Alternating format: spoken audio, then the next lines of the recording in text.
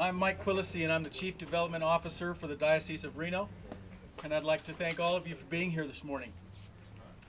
I'd like to begin by saying that although Bishop Calvo was unable to make it here today due to an unavoidable scheduling conflict, he has asked me to convey his support and extend his regrets that he couldn't be here with us. As some of you know by now, several months ago, we were able to secure a proposed grant from the National Park Service and Save America's Treasures.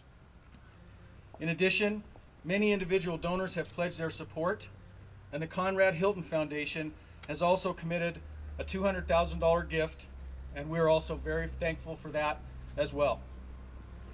I'd like to speak for a moment about the process that we've been working on over the last few months and try to get everybody up to date.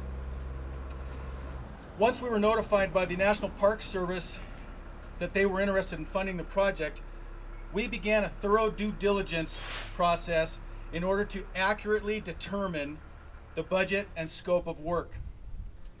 This is primarily what we've been working on over the last several months, along with the State Historical Preservation Office and Ron James' office, their input as well. It's important to note here that the budget and scope of work to which I refer is related only to a structural and seismic retrofit of the building. It will not include any historical or liturgical restoration or renovation per se. The project scope can be more accurately described as a rehabilitation of the building. We're trying to save this building. I hired Paul Ferrari of Ferrari Shields and Associates to begin a thorough structural examination. Paul is with me here today.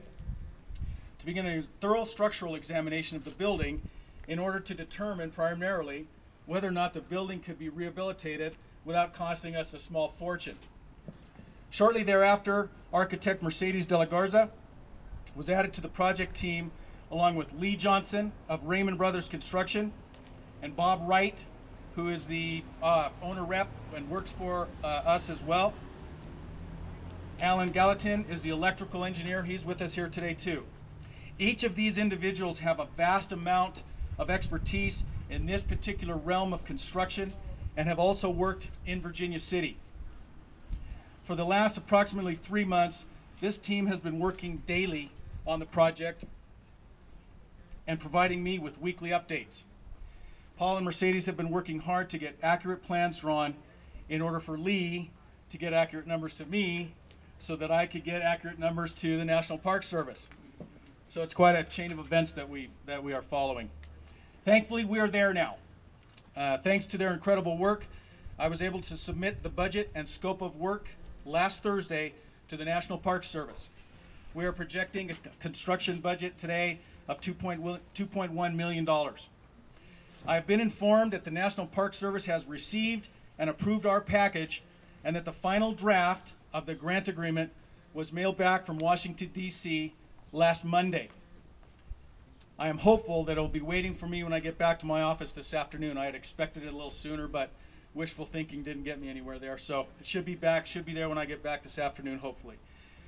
While I certainly don't anticipate any questions or issues regarding the language of the final agreement, Bishop Calvo must still review the document and still approve it. In the event that that happens, here's what we'll be looking at over the next several months. On or around the 19th or 20th of August, Pulis Moving and Storage Company of Reno will be moving all the artifacts from the museum.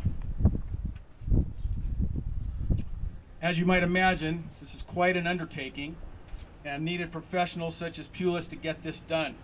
The contents of the museum will be taken from here to a secure, climate-controlled warehouse where it will remain until the completion of the project. The church and gift shop will remain open until the last Mass, which we are going to conduct here on Sunday, September 7th. Active construction will then begin on Monday, September 8th, and will continue for approximately 10 to 12 months. So we are very, very excited about this day. Obviously, there's still some work to be done. I reiterate that I do have to have the final agreement approved by the bishop, but all of that looks good. I don't expect any difficulties there. So.